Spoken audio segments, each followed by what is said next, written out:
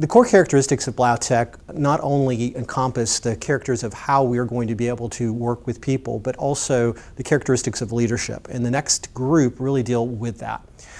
In particular, we will talk about mercy, which is the first characteristic that we have to have in leadership. And really by leadership, I'm not simply talking about somebody that's supervising another employee or somebody that is in charge of some particular project or anything along that line. Leadership is really simply defined as if you look over your shoulder and find anybody is following you, then you probably are a leader.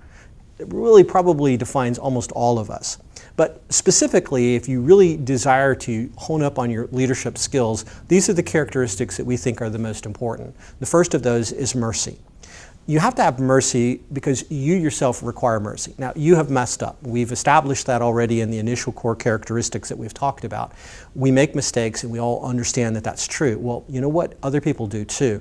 And when we're dealing with other people, we have to recognize that about them.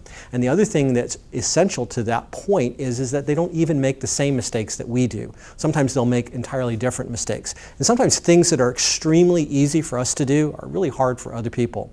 C.S. Lewis once said in the book Mere Christianity, and I thought it was a really, really interesting point, that sometimes we judge people too quickly because we've not really lived in their life. Sometimes we talk about walking in another's footsteps first or in their shoes.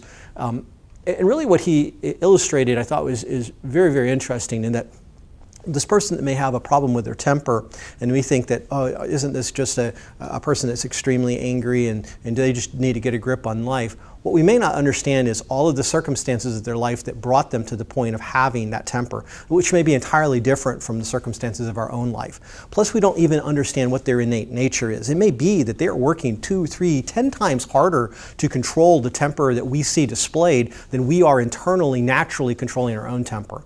So really, I'm saying that we need to be slow to judge and we need to be very, very gentle and very merciful in our approach in working with other people. If we're going to lead people, we have to demonstrate mercy. We've got to give them grace. Grace is really unmerited favor, and it's the same concept as mercy. It's no, they don't deserve it, but we're going to give it to them anyways with the hope of inspiring them down the road. Sometimes this can be referred to as pay it forward.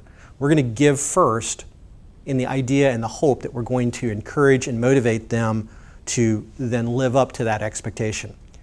I think a lot of times it's simply very easily put like this. If you set an expectation and you communicate that expectation, then oftentimes people will live up to it.